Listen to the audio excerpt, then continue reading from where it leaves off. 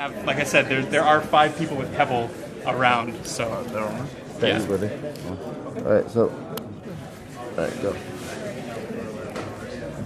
Can you walk through the menu? Sure, yeah, for sure. Let me give a little demo. So, one of the key features of Pebble is the watch faces. So being able to scan back and forth and switch watch faces is definitely pretty cool. This is one of the fuzzy time apps. Analog clock. Show you some of the menus. We have the music controller, which is, I think, still controlling my phone back there. You can skip tracks. You can skip tracks easily. I'll try yours. We have a vibrating alarm. Oh, I forgot to show that in the demo. You can set an alarm here to vibrate at a certain time, and we're planning on building that out to have a timer and stopwatch support as well. I assume it grabs the time from the phone? Yeah, it grabs the time from the phone, exactly. Oh, goody. Would you mind taking off your wrist and kind of show us the watch itself? Because I don't think anyone's seen that yet. You want to throw me the charge cable over there? Yeah. Just make sure nothing walks off. This is the back.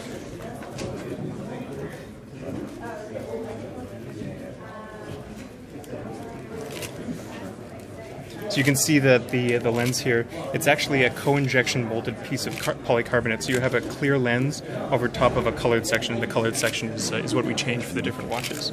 So here's the magnetic charge cable that we designed.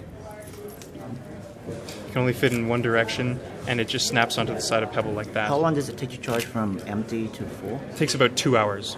And keep in mind with Pebble's 7-day battery life, you can. That's not a bad charge. You only have to do it once a week. How does it plug in? Will it come with like an AC adapter? No, it's just a regular USB cord. So you just plug it into one of the multitude of chargers that you might have. Can it work with like the iPhone AC adapter? Yeah, anything, pretty much any. Can you USB show us port. which buttons is which? Yeah, exactly. So it's got 4 buttons on the side there. We've got the back button, which operates by just canceling out whatever menu you're in right then. Up and down, and select. Can I feel how heavy it is? It weighs 38.2 grams. I'm not going to be able to do that because we'd have to. This is actually a pretty cool little watch face. It's called Tick-Tock Time. So it's actually the computer playing tic-tac-toe against itself, and the time is meant to be a scorekeeper. So whenever the X character wins, the minute increments, and whenever the O character wins, the hour increments. But it's just a small example of one of the cool things that you can do with Pebble. Here you can see how awesome the display is, because like this, the backlight's off, and it's just running in its mode, and it has an amazing sort of reflective display. And remember, this is inside, under fairly dull lighting. When you get outside, it's just like a perfectly amazing display. For a watch this size, do you see the usefulness of touch? So on the touch side, we definitely looked at it. There are different ways that you can implement touch on this type of a device.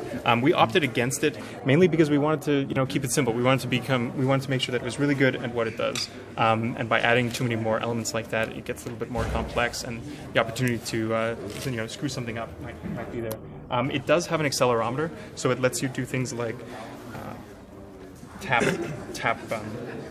gestures. So we have one gesture enabled right now, which is the backlight, which won't work too well. I'm not going to turn it up. So the backlight comes on, and it means that if you just flick your wrist, the accelerometer picks that up. Like I mentioned, that we have a magnetometer built into Pebble as well, but we haven't enabled that in software. But it's something that we'll be pushing out as a software update over the air. Bluetooth low energy. It has Bluetooth Low Energy capability, but right now it's connected by Bluetooth 2.1 to smartphones. And that's because the phones that we wanted to support, like the iPhone 3GS and iPhone 4, don't actually have Bluetooth LE support. And the vast majority of Android, when Google comes out with a few more impressive Bluetooth LE APIs, then we can actually jump on top of that and start working with them because of the way that Pebble, the way that we put a Bluetooth 4.0 capable module inside. Do you have an estimate for Bluetooth 4.0? So we don't have an estimate now, and that's mainly because most of the smartphones don't support it, and so we're not really. It's not one of our priorities. Can we take a look at some of the messages up close? Yeah. See how big the text is? Let me grab it.